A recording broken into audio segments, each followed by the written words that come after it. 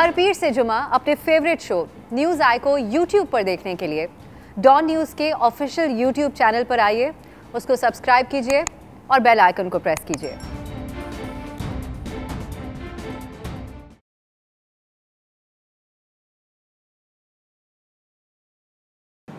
अस्सलाम वालेकुम, मैं हूं अफसा कोमल। नाज़रीन, इस वक्त दुनिया भर की नज़रें अफ़गानिस्तान पर हैं। हम इस प्रोग्राम के ज़रिए और डॉन न्यूज़ के ज़रिए आप तक ताज़ा तरीन इत्तलात अफ़गानिस्तान से तो पहुँचाते रहते हैं। आज हम इन मामलात पर ज़रा पाकिस्तान के पर्सपेक्टिव से बात करेंगे।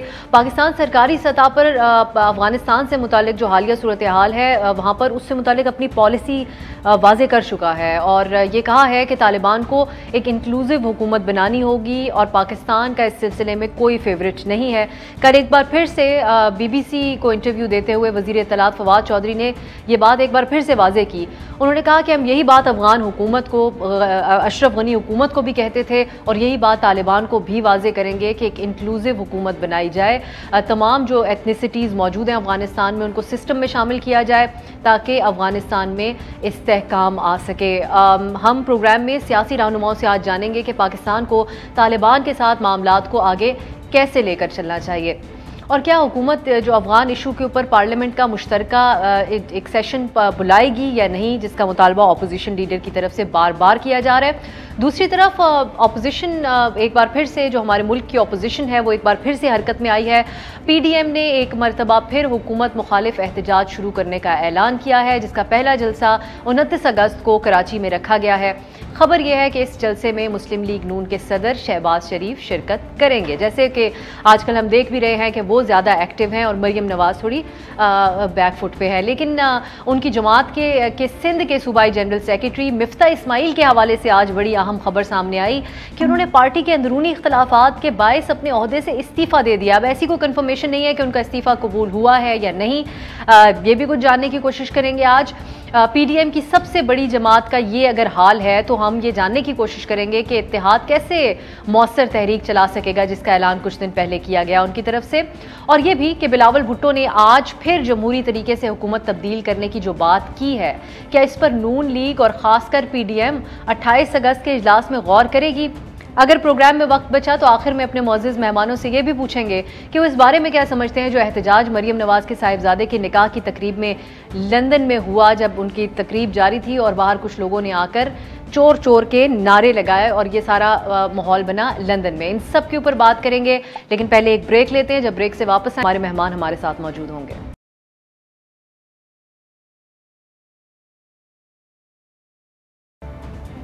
ब्रेक के बाद खुशामदीद। हम आज के प्रोग्राम में पहले मरहले में बात करेंगे अफ़गानिस्तान के हवाले से क्या पॉलिसी रहनी चाहिए पाकिस्तान की, और दूसरे मरहले में हम बात करेंगे अपोजिशन की तरफ से जो दोबारा से जो अपोजिशन हरकत में आ रही है और ख़ासकर मिफ्ता इस्माइल साहब के पार्टी के अंदर इख्तलाफात के ऊपर, इस्तीफ़े के मामले के ऊपर भी बात करेंगे। हमारे साथ निहाल हाशमी साहब मौजूद हैं और PTI से अंदलीब अब्बास साहिबा मौजूद हैं। कुछ देर में कोशिश करेंगे पीपल्स पार्टी से भी हमें कोई ज्वाइन करे।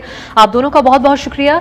निहाल साहब, मैं आपसे आगाज़ कर लेती हूँ और पहले अफ़गानिस्तान की बात। आप PDM की तरफ से अफ़गानिस्तान पे जो पॉलिसी है हुकूमत की, उसको बाकायदा तौर पे रिजेक्ट किया गया है, लेकिन हम जो डेवलप होती हुई सूरत हाल देख रहे हैं उसमें हम वाज़े पाकिस्तान की तरफ से इस मौक़िफ़ को मज़ीद मजबूत करता हुआ देख रहे हैं सरकारी सतह पर कि इंक्लूसिव गवर्नमेंट अगर तालिबान बनाएंगे वो हमारे लिए काबिल कबूल होगा और हमारे कोई फेवरेट्स नहीं है।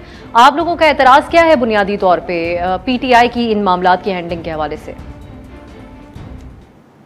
बिस्मिल्लाहिर्रहमानिर्रहीम। देखिए, अफ़गानिस्तान का मामला बहुत सहल और आसान नहीं है। ये एक बड़ा कॉम्प्लिकेटेड मामला है। 20 सालों तक पूरी दुनिया इस मामलात को हल करने के दर पे रही है और सबसे पहले तो जो वहाँ की ग्राउंड सिचुएशन है उसको एनालाइज करना चाहिए। बहुत क़बल वक्त होगा किसी किस्म की कोई राय देने, क्योंकि ये हमारे जस्ट नेक्स्ट डोर है, हमारे साथ है, बिल्कुल हमारा पड़ोस में। कोई ये नहीं कि लैटिन अमेरिका में कहीं कोई ऐसी हमारी कोई मिस एडवेंचर जिसमें हमसे कोई गलती हो। देखिए, गवर्नमेंट हर चीज़ में दाना नहीं होती, कौम इसमें दाना होती है। इसीलिए हमारी पार्टी पहले भी कहती रही है और मैं समझता हूँ PDM का भी यही मौक़िफ़ होगा कि आप इशू को पार्लियामेंट में लेके आएँ, पार्लियामेंट डिस्कस करें, और अगर आप समझते हैं पार्लियामेंट के बाहर जो पार्टियाँ हैं उनको भी लेके आएँ।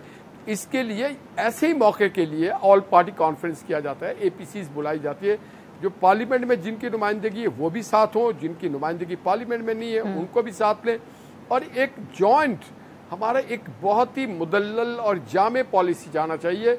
ये हैपहैज़र्ड वे में नहीं होना चाहिए जिस तरह से गवर्नमेंट इसमें गवर्नमेंट के भी मुख्तलिफ वज़रा मुख्तलिफ अंदाज में बयान दे रहे हैं। ये किसी वजारत का मामला नहीं है, ये किसी महकमे का मामला नहीं है, ये आपके पड़ोस में एक पूरी आलमी क़ुव्वतें वहाँ पे थी, पूरी दुनिया उसके को फोकस कर रही है अफगानिस्तान के इशू को।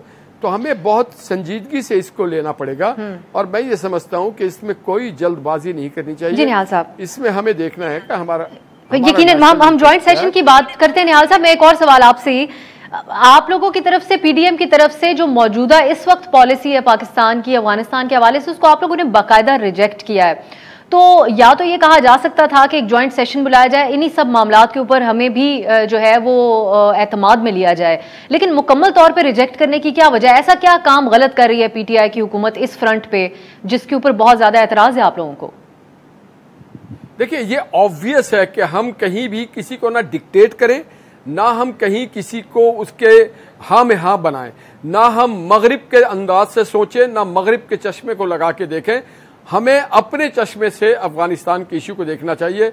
मगरिब क्या कह रहा है ये इसका हमारा कोई कंसर्न नहीं हो रहा है, कोई और मुल्क क्या कह रहा है हमारा इससे कंसर्न नहीं होना चाहिए, यूरोपियन यूनियन क्या कह रहा है उस हमारा कंसर्न नहीं होना चाहिए, इंटरनेशनल मॉनेटरी फंड क्या कह रही है हमारा इससे कंसर्न नहीं होना चाहिए।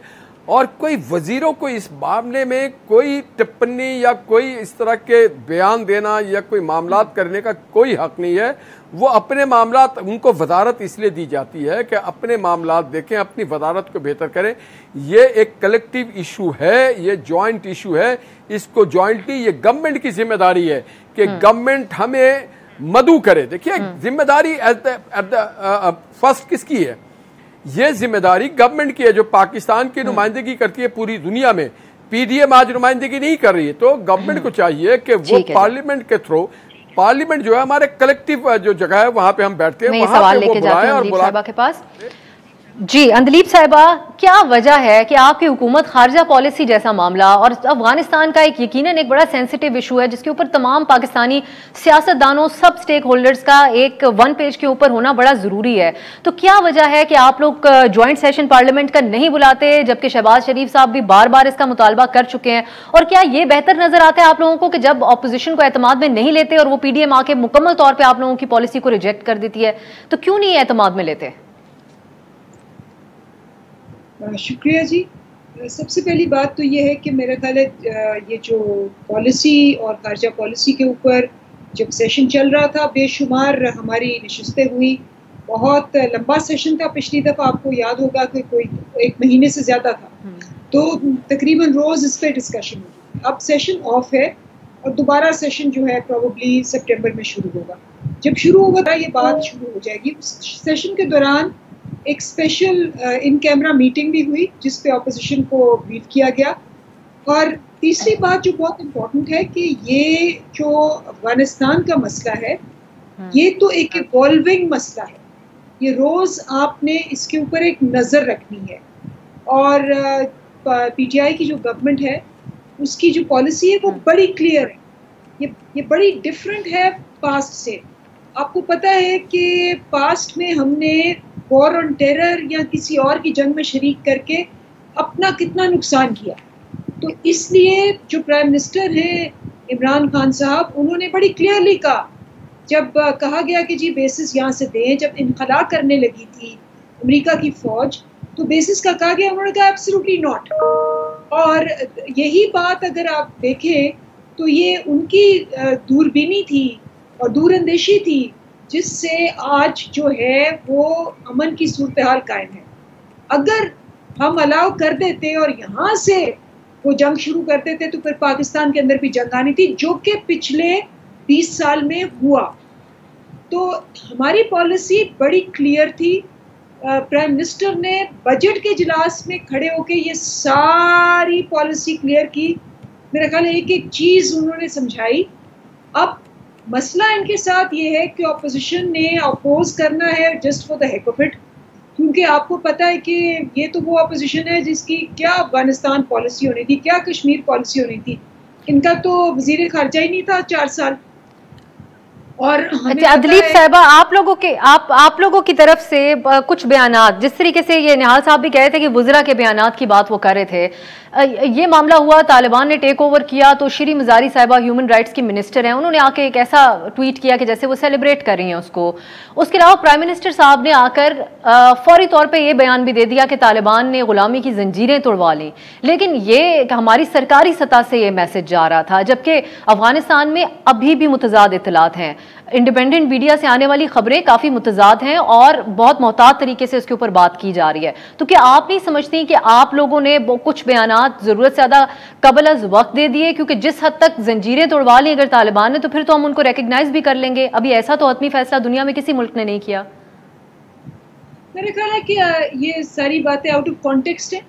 अगर आप, वो वैसी बात है जैसे वो एक फॉरेन इंटरव्यू लिया और उसने बाकी सारी चीज़ें काट दी और एक जुमला उठा लिया, और मतलब आप ये बात मुझे कह रही हैं और मैं इसमें से अंदलीब साहिबा निकाल दूं और मैं कहूँ जी कि इन्होंने तो बड़ा मेरे साथ कोई तमीज़ से एक बात नहीं की और एक जुमला दिखा दूं, ये वो वाली बात है। आपको पता है कि वो उस दिन वो यकसा निसाब के ऊपर बोल रहे थे और वो अंग्रेज़ी ज़ुबान का जिक्र आया कि जी अंग्रेज़ी ज़ुबान में होनी चाहिए एजुकेशन या नहीं, तो उन्होंने उस कॉन्टेक्स्ट में कहा कि जब आप एक ज़ुबान जो होती है, आप मीडियम ऑफ इंस्ट्रक्शन रखते हैं तो आप उससे मरूब होते हैं, आप एक उसकी गुलामी और उसकी उसमें आते हैं। मैं यही सवाल फैसल करीम कुंडी साहब ने पीपल्स पार्टी से हमें ज्वाइन कर लिया, उनकी तरफ लेके जाती हूँ। कुंडी साहब, एक तो वेलकम कहूंगी आपको शो में, और हम पहले अफगानिस्तान के मामले में बात कर रहे हैं, तो आप पहले तो बताइएगा कि पीपल्स पार्टी जो मौजूदा पाकिस्तान के सरकारी सतह के ऊपर पॉलिसी नजर आ रही है हुकूमत की तरफ से और जो बयानात आ रहे हैं, क्या मुतमईन हैं आप लोग उससे? और अगर आपको कोई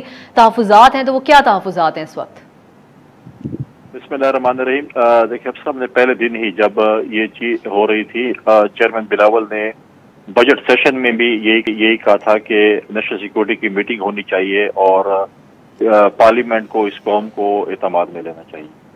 उसके बाद मैं अभी सुन रहा था अपने कोलीग की बातें, वो ये समझते हैं कि शायद अपोजिशन जमातें कोई ऐसी पॉलिसी, हम ये नहीं कहते, हम ये कहते हैं कि देखें पाकिस्तान में मुख्तलिफ हुकूमतें आती रहती हैं, जब मुल्क पे ऐसी सूरत हाल आती हैं तो हुकूमत का ये काम होता है कि वो कौम को एतमाद मिले, क्योंकि हम नहीं चाहते। अब जैसे ये अंदलीब साहिबा बता रही थी कि माजी में जो फैसले हुए, तो माजी में डिक्टेटरों ने फैसले किए। हम चाहते हैं कि ये हुकूमत वही डिक्टेटरों वाले फैसले कहीं खुदा न खास्ता रिपीट न करे, पाकिस्तान दोबारा एक आग में न धकेला जाए पाकिस्तान को। तो इसी वजह से पाकिस्तान पीपल्स पार्टी ने अपनी सीसी की मीटिंग भी कॉल की थी। उसमें हमने कहा था कि पार्लियामेंट के सेशन होने चाहिए, पार्लियामेंट को एतमाद में लेना चाहिए, स्टेक होल्डर्स को एतमाद में लेना चाहिए, और उसके बाद एक मैसेज जाना चाहिए पूरी दुनिया को कि पाकिस्तान की ये पॉलिसी है अफगानिस्तान के हवाले से। और इसमें ये नहीं है कि हम कोई चीज़ गलत करना चाहते हैं। अब ये बातें जो अब अंदलीब साहिबा की कि जी वो हमने अड्डे नहीं दी, एब्सोल्यूट नॉट, वो बड़े डिबेटेबल चीज़ें हैं। अब क्या इनकी बात से मुझे समझ आ रही थी कि शायद अपोजिशन ने कहा कि आप अड्डे दे दें। अब हमने कभी नहीं कहा कि आप अड्डे दें, हमने कभी भी नहीं कहा कि आप ऐसे दें। हमने पाकिस्तान पीपल्स पार्टी ने अपनी सीसी में भी कहा था कि देखें, उनको वहाँ पर ह्यूमन राइट्स की जो है वो वॉयलेशन नहीं करनी चाहिए। खवातीन है के हकूक की बात हमने की, हमने बच्चों के स्कूल की बात की, हमने कहा कि अफगानिस्तान की सरजमीन माजी की तरह पाकिस्तान के खिलाफ इस्तेमाल नहीं पाकिस्तान के खिलाफ जो है वो जमीन माजी में इस्तेमाल हुई है। आपके प्रोग्राम से कुछ टाइम पहले मैं अफगानिस्तान के जो है वहाँ पर जो उनकी प्रेस हो रही थी, ज़बीहुल्लाह मुजाहिद की प्रेस कॉन्फ्रेंस, बिल्कुल तर्जुमा की प्रेस कॉन्फ्रेंस हो रही थी, उसमें उन्होंने यही बात की कि हम अपनी सरजमीन इस्तेमाल नहीं करेंगे और हम इसको देखेंगे प्रैक्टिकली ना। ये कुंडी साहब, एक और कमेंट भी अगर आप इसके ऊपर, ये जो प्राइम मिनिस्टर इमरान खान साहब ने बयान दिया, अंदलीब साहिबा कह रही है ये रेलेवेंट ही नहीं, आप ऐसी इसके ऊपर बात कर रही हैं। उन्होंने बड़े कैजुअली आके ये बात कह दी कि तालिबान ने गुलामी की जंजीरें तोड़ दी, तो आप इसको क्या एक ऑफिशियल पॉलिसी बयान पाकिस्तान का समझते हैं? कल हिना रबानी खर साहिबा से इस पर सवाल भी हुआ है BBC पर, और उन्होंने अपनी तरफ से बड़ी कोशिश की इसको डिफेंड करने की कि ऑफिशियल स्टांस नहीं है पाकिस्तान का। देखिए, बिल्कुल हम डिफेंड करेंगे, पाकिस्तान का ऑफिशियल स्टांस नहीं होना चाहिए, लेकिन इनको अपने लीडर साहब को, प्राइम मिनिस्टर साहब को बताना चाहिए कि वज़ीर आज़म साहब जब कोई स्टेटमेंट देते हैं वो एक ऑफिशियल स्टेटमेंट होती है, उसमें कोई अनऑफिशियल स्टेटमेंट नहीं होती है। मुझे बड़ा ताज्जुब हुआ, एक इनकी कोई पार्टी की कोई ओहदेदार हैं या जो भी हैं, नीलम शेख साहिबा, उनकी आप बोल टीवी पे मैं वो देख रहा था टॉक शो, आप वो देख लें तो आप उसको डिफेंड करना क्या, मैं कहता हूँ कि पूरी पाकिस्तानी कंट्री उसको डिफेंड नहीं कर सकते। उन्होंने कहा वो तालिबान मिलकर हमारे साथ मिलकर कश्मीर आजाद। बिल्कुल बिल्कुल बिल्कुल, उन्होंने ये बात कही। मैं ये अंदलीब साहबा की तरफ ले जाती हूँ ये दो बातें। एक तो अंदलीब साहबा, पहली बात तो ये कि आप ये हम इसको कैसे एक तरफ इसको हतमी बात कैसे ना समझें कि एक तरफ अभी तक जो सूरत हाल है अफगानिस्तान में उसमें लोग जो है वो भाग रहे हैं एयरपोर्ट्स की तरफ, वो मुल्क से निकलना चाह रहे हैं। वहाँ पर बहुत से ऐसे सहाफ़ी हैं जो वहाँ से निकलना चाह रहे हैं। उसके बाद पंजशेर में जो सूरत हाल है वो अभी तक एक बाकायदा हम तौर पर नहीं कह सकते कि एक सूरत हाल सेटल हो चुकी है अफगानिस्तान के अंदर। तो ये हतमी तौर पर प्राइम मिनिस्टर साहब ने ये बात कैसे कह दी, और आपको क्यों ये लगता है कि हम बिला वजह इस स्टेटमेंट को उठा रहे हैं? नहीं, मेरा ख्याल है आपने मिस किया। मैंने क्या कहा, मैंने कहा कि ये आउट ऑफ कॉन्टेक्स्ट है, मैंने इररेलेवेंट नहीं कहा। मैं आपको बता रही थी तो आप उधर चली गई कि जी ये यकसा निसाब पे बात हो रही थी कि जी अंग्रेज़ी में होना चाहिए, उर्दू में होना चाहिए, और वो बता रहे थे कि जी उर्दू में होना चाहिए क्योंकि अंग्रेज़ी में जो निसाब होगा उससे आपको एक वो गुलामी और एहसास महरूमी होती है। चीन, जापान, जर्मनी, स्वीडन सब ने अपनी ज़ुबानें इस्तेमाल किया, उनके बड़े फ़ख्र से बोलते हैं अपनी ज़ुबान, चाहे वो यूएन में जाएं, जहाँ भी जाएं, और तरक्की भी उन्होंने की है। और अपनी ज़ुबान में ये रिसर्च भी है कि जब तक आप अपनी ज़ुबान को तरवीज नहीं देंगे तरक्की मुमकिन नहीं होती। वो इस बात में अंदीब साहबा, जिस दिन तालिबान टेक ओवर करें उससे अगले दिन अभी तक वो बात वाजे ना हुई हो कि वो ह्यूमन राइट्स का ख्याल रखेंगे, सब चीज़ों का ख्याल रखेंगे, प्राइम मिनिस्टर साहब का ये कह देना, और आप मुझे कह रही है मैं आउट ऑफ कॉन्टेक्स्ट ले रही हूँ। वो कोई और मिसाल भी दे सकते थे तालिबान के अलावा। वैसे सॉरी, आप मेरी बात को बिल्कुल अगेन ट्विस्ट कर रही है। मैं ये कह रही हूँ कि वो एक तकरीब में आए हुए थे जहां वो जुबान की बात कर रहे थे, और जुबान की बात करते हुए उन्होंने ये कहा वो उस कॉन्टेक्स्ट में कर रहे थे।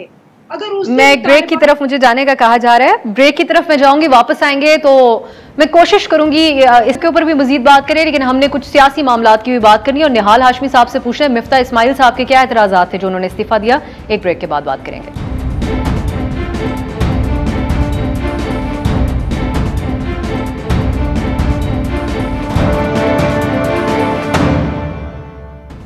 ब्रेक के बाद खुश आमदीद। प्रोग्राम के इस हिस्से में अब बात कर लेते हैं कि जो अपोजिशन की तरफ से ऐलानात किए गए हैं, पीडीएम की तरफ से बिलखुसूस कि वो लोग जलसा करने जा रहे हैं कराची में। निहाल हाशमी साहब, एक तो आप लोगों ने जलसे का ऐलान किया हुआ है और ये भी खबरें कि शहबाज शरीफ साहब उसमें शिरकत करेंगे, लेकिन मिफ्ता इस्माइल साहब का इस्तीफा क्यों सामने आ गया है? और फिर ये भी मैं आपसे जानना चाहती हूँ, आप बेहतर तरीके से समझते हैं इन मामलात को, कराची के अवाम को पीडीएम क्या कह के बाहर निकालेगी जलसे के लिए? आपका जो सवाल है बहुत ज़बरदस्त मज़ेदार है, मगर ये पहला अनोखा इस्तीफ़ा नहीं है सियासी लोगों के लिए। हर सियासी जमात में इस तरह से कभी किसी को किसी इशू पे अगर इख्तलाफात हो जाए इन हाउस अपने लोगों के साथ या किसी पॉलिसी के ऊपर, तो ये वो हाजिर होते हैं कि वो ठीक है जी, या फिर वो कोई समझता है कि मेरे कोई ज़ाती मसाइल हैं या मेरे कारोबारी मसाइल हैं तो मैं इस ऑफिस को अब कंटिन्यू नहीं कर सकता हूँ, तो वो इस्तीफ़ा देते हैं। और वो उन्होंने ऐसा ही कुछ किया है, मगर उनका वो पार्टी के बयानिया के साथ हैं, पार्टी के साथ हैं। और अभी एक बात और मैं बता दूं, उनका इस्तीफ़ा कबूल भी नहीं हुआ। वो एक जिम्मेदार शख्स है, नहीं उनका इस्तीफ़ा कबूल नहीं हुआ है। वो किसी कोई इशू पे उनके किसी से इख्तलाफात हुए हुए ज़ाती, जिसके वजह से वो समझते हैं कि वो इस ओहदे को सही तौर पे उसके जो जिम्मेदारियाँ उसको हल नहीं कर पाएंगे, तो वो समझते हैं कि किसी दूसरे को मौका दिया जाए। मगर वो पार्टी के साथ हैं, एज ए कारकुन, वो as a office bearer, as a former general secretary Sindh वो काम करते हैं। आज मेरी शाम को उनसे बात हुई है, तो वो पार्टी के साथ हैं, इंटैक्ट हैं, बहुत ज़्यादा हैं। जो शहबाज साहब आ रहे हैं उसके हवाले से भी उनके पास जो जिम्मेदारियाँ हैं वो अपनी जिम्मेदारियों को अहसन तरीके से अदा करेंगे। और दूसरा सवाल मेरा, उसका जवाब दूसरा भी बहुत ही, देखिए कराची तो छोड़ें, आप पूरे पाकिस्तान के जो लोग हैं वो हमें वेलकम करते हैं, हम उनकी आवाज़ हैं। आवाज़ क्यों है कि 3 साल में इस मुल्क की जितनी तनज़्ज़ुली हुई, खारजा के लेवल पे हो, दाखिला के लेवल पे हो, सेहत के लेवल पे हो, ख़जाने के लेवल पे हो, ट्रस्ट के लेवल पे हो, पॉलिटिकल कल्चर के, मीडिया के लेवल पे हो, मीडिया की आज़ादी के लेवल पे हो, तहरीक इंसाफ नाम है, मगर इंसाफ कहीं दूर दूर नज़र नहीं आता है। आप मुझे बता दें कि जो मीडिया हाउसेस का हाल हुआ है, जो सहाफ़ियों का, जो आज़ादी इदारे राय का हाल हुआ है, मैं आगे कुंडी साहब की तरफ जाने में, और फिर आगे एक मिनट, जो वादे किए कराची के साथ कि हम 1100 बिलियन देंगे कराची को, हम ये काम करवाएंगे। देखिए, जो नवाज शरीफ साहब ने कराची में प्रोजेक्ट लॉन्च किए थे उसकी फिनिशिंग कुछ की हो गई थी हमारे दौर में, और आज भी ग्रीन मेट्रो बस मियां नवाज शरीफ के दौर में कंप्लीशन के पास पहुंच गई थी, आज तक वो रोड पे नहीं आई है, आज तक उस पे बस नहीं चल सका है, आज तक K4 का जो मंसूबा है उसको पाए तकमील तक नहीं पहुंचाया जा सका है, आज तक कराची से जो वादे किए गए हैं वो पूरा नहीं किया गया है। नहीं तो वो वहां पे सिंध की हुकूमत रही कई अरसे से निहाल हाशमी साहब, एक तो वो आपका एतराज मौजूदा वफाकी हुकूमत से तो होगा ही, लेकिन क्या है आप लोगों का एहतजाज पीपल्स पार्टी की हुकूमत से भी होगा? शदीद एहतजाज है, शदीद एतराज है, क्योंकि नौकरियों में कोटा सिस्टम आज भी है, गंदगी आज भी है, कराची के लोगों को ड्यू जो रिस्पेक्ट है, जो राइट है, जो हमारा कॉन्स्टिट्यूशनल राइट है, वो हमें नहीं मिलता।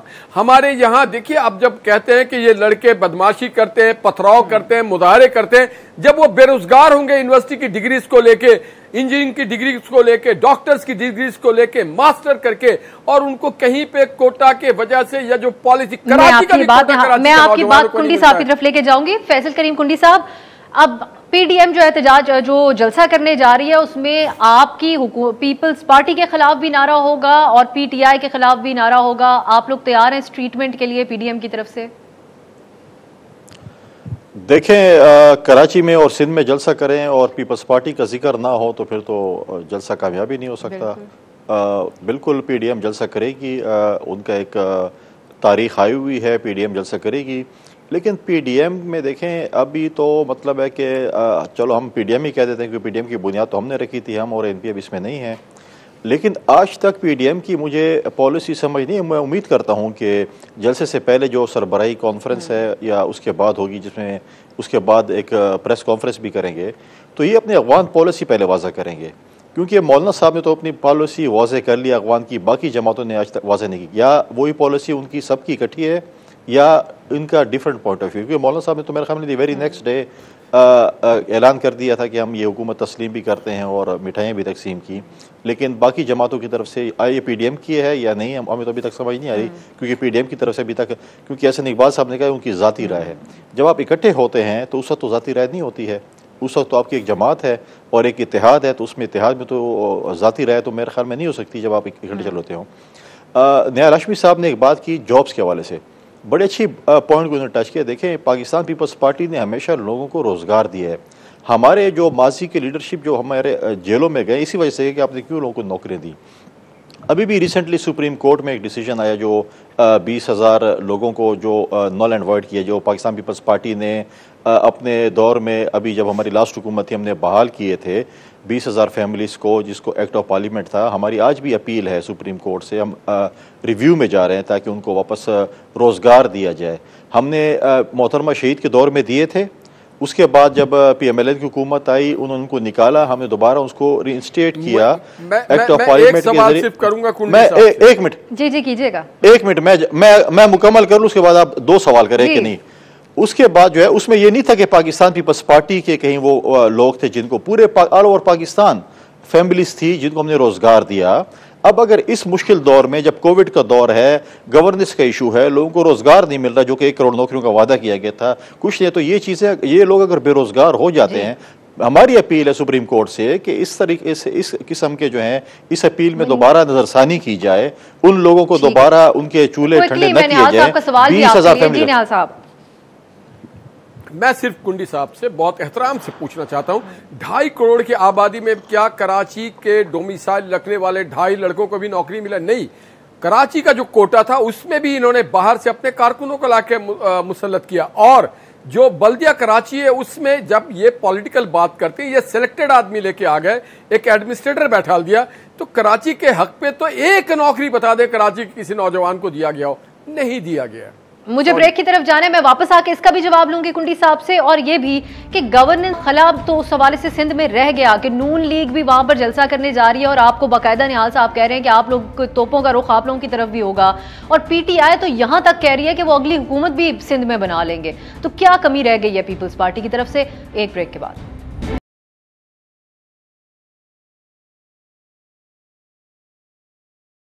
ब्रेक के बाद खुश आमदीद।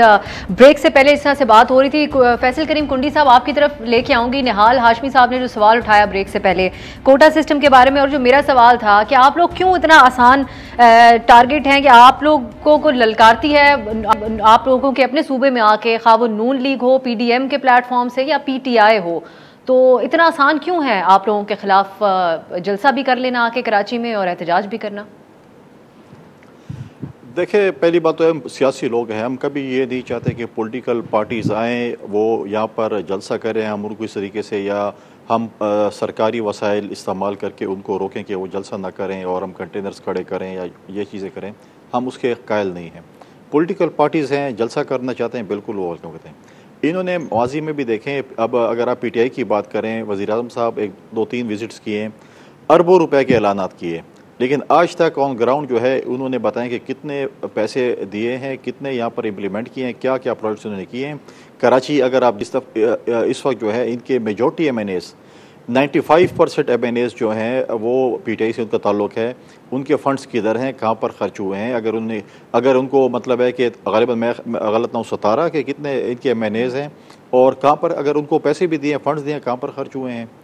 इल्ज़ामात लगाना बहुत आसान बात है। अगर मैं अभी चार्जशीट लगाऊँ PTI के ख़िलाफ़, अगर अभी मैं चार्जशीट लगाऊँ PMLN के ख़िलाफ़, तो इल्ज़ामात लगाना बहुत आसान बात है। लेकिन देखें, इन्होंने भी अभी देखा ज़मीनी इलेक्शंस भी सिंध में हुए, हर जमात ने जो है वो वहाँ पर जो है वो अपने कैंडिडेट्स भी लॉन्च किए, सबके सामने है कि ज़मीनी इलेक्शंस कौन जीते हैं।